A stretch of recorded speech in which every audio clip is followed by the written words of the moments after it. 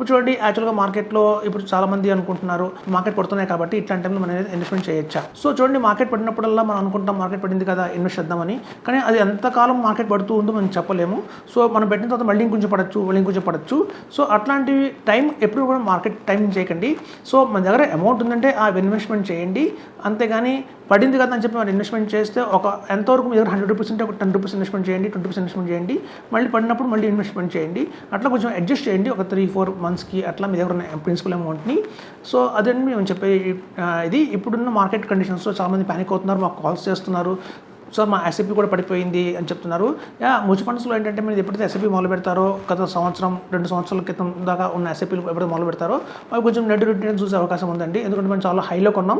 మీరు చూస్తే 2023 డిసెంబర్ నుంచి కూడా మంచి ర్యాలీ అనేది వచ్చింది. 2024 జనవరి నుంచి కూడా దగ్గర మనకి మంచి ర్యాలీ అనేది ఉంది మార్కెట్లో. సో అట్లా ఎప్పుడైతే బుల్ రన్లో మీరు కొనుక్కుంటూ వచ్చారో ప్రతి ఒక్క ఎస్ఐపి వాల్యూ ఇప్పుడు మనం గణనీయంగా హైలో కొన్నాం కాబట్టి ఇప్పుడు ఫాలో అవుతుంది. సో ఈవెన్ ఎస్ఐపి రూపంలో వెళ్ళిన వాళ్ళకి కూడా కొంచెం బాగానే నెట్ రిటర్న్స్ కనిపిస్తున్నాయి రీసెంట్గా మొదలుపెట్టిన వాళ్ళకి. సో కాబట్టి ఏంటంటే మనం చెప్పేది ఒక 5 years ఆరిజిన్. మనం కనుక 5 years కనుక ఉండి తర్వాత కనుక మనం చూసుకుంటే అది పిఎంఎస్ కావచ్చు, స్మాల్ కేస్ కావచ్చు, అలాగే ఏఎఫ్ కావచ్చు, మ్యూచువల్ ఫండ్స్ కావచ్చు, ఎనీ ఈక్విటీ ప్రోడక్ట్ కండి 5 years అనేది మినిమం ఉంటుంది. సో అలా మినిమం కనుక 5 years పెట్టుకున్నాం కాబట్టి ఈ తాత్కాలికంగా వచ్చే ఒడిదుడుకుల వల్ల మనకి ప్యానిక్ అవ్వకండి. సో తద్వారా కనుక మీరు వెయిట్ చేస్తే మంచి రిటర్న్స్ వస్తాయని చెప్తున్నాను. Thank you.